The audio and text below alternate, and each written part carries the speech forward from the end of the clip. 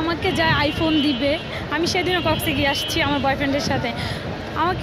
আমার সাথে রিলেশন করতে গেলে পার ডে আমাকে আইফোন দিতে হবে, 16 Pro Max দিতে হবে, তাহলে আমি রিলেশন করব। আর কন্টিনিউ 1 সপ্তাহ, এর বেশি না। যে রিলেশন করবে 1 সপ্তাহ।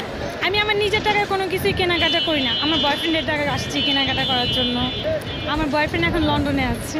কালকেও আমাকে প্রায় 1 লাখের মতো পাঠাইছে। এখন দেখি, আমি সেই দিনও বসুন্ধরা থেকে শপিং করে আসছি সব সময়ের জন্য।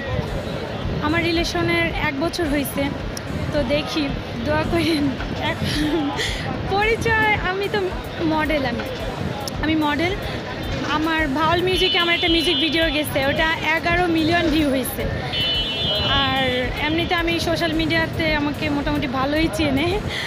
এখন বয়ফ্রেন্ড তো আমাদের একটা না, আল্লাহ, আমাদের বয়ফ্রেন্ড কিন্তু একটা না, আমার কিন্তু অনেক বয়ফ্রেন্ড। এখন একটু পরে আমার একজন বয়ফ্রেন্ড আসবে এইখানে। আমি আজকে আসছি যে দেখি যে কিছু পছন্দ হয় কি না। আমি সত্যি বলতে সবার সাথে কন্টিনিউ না, আমি রিলেশন জাস্ট 1 সপ্তাহ এরকম রিলেশন, মানে যার সাথে কথা বলি জাস্ট 1 সপ্তাহ। তারপরে ভাই তুমি তোমার রাস্তা দেখো, আমি আমার রাস্তা দেখি। কিন্তু যার সাথে ওই যে ইউকেতে থাকে, ওনার সাথে কন্টিনিউ 1 বছর। উনি আমাকে এভরিডে, মানে হাত খরচের টাকা যখন চাচ্ছি তখনই দিচ্ছে। তো আমার বয়ফ্রেন্ড কোন ব্রেকআপ করে দেয় আমার সাথে আল্লাহই জানে। তার বেশি কারোর সাথে কন্টিনিউ না। কারণ কি আমি বলে, আমি যে আগে যার সাথে রিলেশন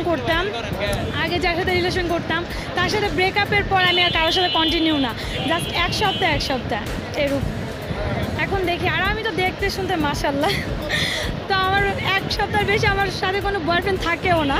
কেন থাকে না আমি জানি না, ওটা কি বাজেট বেশি নেওয়ার কারণে নাকি আমি বুঝি না। আমাকে যা আইফোন দিবে, আমি সেদিনও কক্সে গিয়ে আসছি আমার বয়ফ্রেন্ডের সাথে। আমার সাথে রিলেশন করতে গেলে পার ডে আমাকে আইফোন দিতে হবে, 16 Pro Max দিতে হবে, তাহলে আমি রিলেশন করব। আর কন্টিনিউ 1 সপ্তাহ, এর বেশি না। যে রিলেশন করবে 1 সপ্তাহ।